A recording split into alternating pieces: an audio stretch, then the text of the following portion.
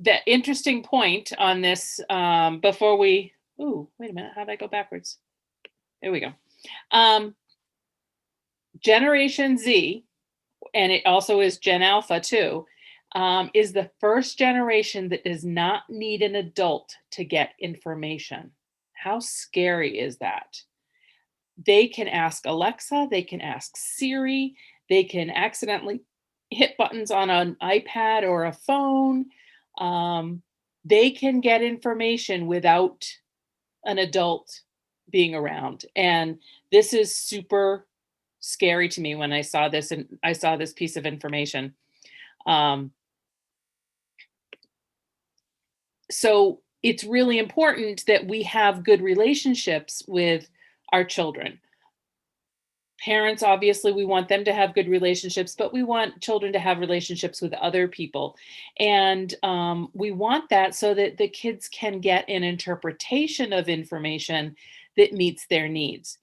And Jesus, my last one was on what would Jesus do? So I kind of am in that focus of, you know what? Jesus thought it was important to have relationships too. He's the one that said, follow me. Be with me, have a relationship with me, in order to learn. So I think this is a really important piece of information as we go through. And it's really important because we have to consider, what is our message? What's the message we want our kids to receive? I would bet that if they ask Siri or Alexa or some random tap, they're not going to get a biblical perspective. And so it's important that we have, as adults, that ability to interact with our kids and manage that information. And I just put in a couple of passages that this is kind of the crux of why we do VBS. We want kids to understand that God loves us and that He's there for us, and that Jesus died and suffered for our sins so that we can be saved. So I'm going to go through some developmental levels. And the reason I'm going to kind of go through that is it's super important for us to kind of target. Now, just before at the end of this, you'll see I did put a slide in with the references, but I really used a couple of really cool books. One is, I don't know if you can see this, Every Age and Every Stage, by Hindman, Holmes, and Magruder. Excellent book. And this book was like one of my gold mine finds. Thank you, Sandy bought it for me because I just thought it was so wonderful. Thank you, Sandy. It's called Holy Kids. It has so much information about types of learning and developmental stages, and it's brilliant. So a lot of this PowerPoint is from that. When we're talking about developmental level, we're talking about the age of the child. We're talking about where they are in development. Just because you have a 9-year-old doesn't mean that they are equivalent with the general 9-year-old milestones. They may be at the 11-year-old physical milestones, but a 7-year-old emotional milestones, or they. So when you are looking at these learning styles, remember those developmental levels impact these learning styles. Okay, does that make sense? They're kind of like layered on top of each other. There's been a lot of research that talks about different ways children learn. And it's really critical as teachers that we are able to not only develop a relationship with the kids and understand where they are developmentally, we need to understand how they learn. And so I'm going to kind of go through what each of these types of learning looks like, and we'll take that information from there. So we have the visual learner. A lot of our Gen Alpha kids are visual learners. They're the ones that grew up with devices in front of them. This tends to be a strong way that they learn. When you are working with somebody who is a visual learner, they love to create. They love to think about things and how they are spatially oriented and how they relate the colors and how they interact. Um, they usually can identify people easier. And even with masks, many of our visual learners will know who people are much easier than our non-visual learners. And they usually are very creative. Um, some of the strategies that we can use when we are working with a visual learner is to use pictures and illustrations to help our lessons. It's really important for your visual learners that you don't use these too early in the process. Otherwise, our visual learners get distracted by that design or that timeline or whatever, and they kind of miss the audible information or the meaning of it. So they need the visuals, but we can't use them too early. We need to use our maps. Maps are a really good way for visual learners to understand things about where they roamed in the 40 days in the wilderness. That would be a great way to help a visual learner understand. Help them build timelines. Have them be part of it. They're very creative people. They like to see things, so have them help build it. And remember, visual learners don't like us to talk so much. So give them time to process the visual information. Yeah, allow observation. So our verbal learners, this is where I interject that remember we often teach kids the way we think we learn. So this is usually our default, is to assume that kids are verbal learners, because as adults, we learn a lot by verbal information. And so verbal learners really love books and reading materials and the letters and things. And I wanted to have a whole bunch of pictures in here to try to illustrate that. And this was the best one I could find, and it isn't my favorite. I would have loved to have, like some kids reading these books, because that's really what a verbal learner is. They may have talked early. They may have been understood the spoken word and the written word a little early. They love jokes and tongue twisters because they get that language. They're really a language rich kind of student or child. They may enjoy audiobooks. And this is where I make a plug for our pastor, who's definitely a verbal learner, and he listens to audiobooks on like 3 times the speed because he can process it that fast. It's craziness. Strategies for verbal learners, things that we can do to help a verbal learner learn, is let them read it. Let them be the one to read it directly from the Bible. That may be the best way they can learn.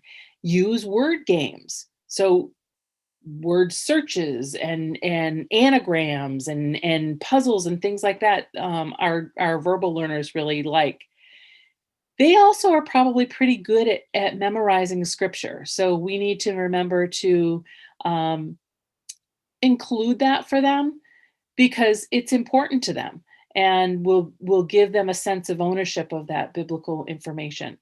And discussing the stories and concepts, that they're the kids that love to have that conversation with their parents on the ride home. So you also may see a child who is a verbal learner talking to themselves. That may be something that is a strategy they use because they enjoy talking. They enjoy listening to language. So why not create it themselves? Our musical learners, I think it's fairly clear who our musical learners are. They are the ones that like to sing, and they might change the lyrics to different songs, and they may notice when 2 words rhyme. That could be a language, kind of learner, and it also could be a musical learner. They tend to gravitate towards mathematical information as well. Music and math kind of go a little bit hand in hand. They these kids tend to, or sometimes can, kind of walk to their own rhythm, and whether it's prancing and dancing, or skipping and beatboxing, they get that. That's kind of where they're at. And so some of the things that we can do to help them understand biblical information is to use our Christian songs. Have them listen to the Christian songs, and you can put it with the lyrics for our other types of learners. You can encourage them to make their own song or their own rhymes to a memory verse. Have them play music, or make music, or make musical instruments, as a way to understand a story. The other thing you can do for musical learners is they probably are ones that can use, they also may get distracted by, but they can use the music while they're working. Our natural learners are clearly the ones that are into the natural world. They find that beauty in God's creation in its primary form. They don't need somebody to kind of recreate it for them. They relate to the animals and the plants and the waters and the trees. They love to investigate and explore. And they're kind of sensitive to taking care of nature. They're also the ones that can be distracted a little bit by, say, a flying bug, or a ladybug, or an ant, or whatever happens to crawl across the floor of wherever you're working. So they're the ones that would be completely distracted during your lesson. We can ask them to engage in that study of those natural things and highlight those pieces of information. When they're parting the Red Sea, what was in there? What do you think that they might have seen when they walked through? Those kinds of things. Planting, getting them get dirty. Let them show that you can take care of God's creation and your church by planting a tree, or planting some bulbs, or weeding, or whatever. Use those nature things as ways to help them understand that this is what God wants, is for us to take care of our world. And we can use those analogies through nature. Okay, so here's our memory break, just so you can remember all the different kinds of learners. And you have to promise not to laugh, because I'm not a singer. So, visual, verbal, musical, natural, physical, relations, logical, reflective. So I put hand motions to it for some of our visual learners. I've got a music component to it so that you can help the musical learners. We've got the hand for the physical learners as well. Let's see if you guys can sing it with me. I promise I won't listen. You can keep your mics off. Ready? Visual, verbal, musical, natural, physical, relations, logical, reflective.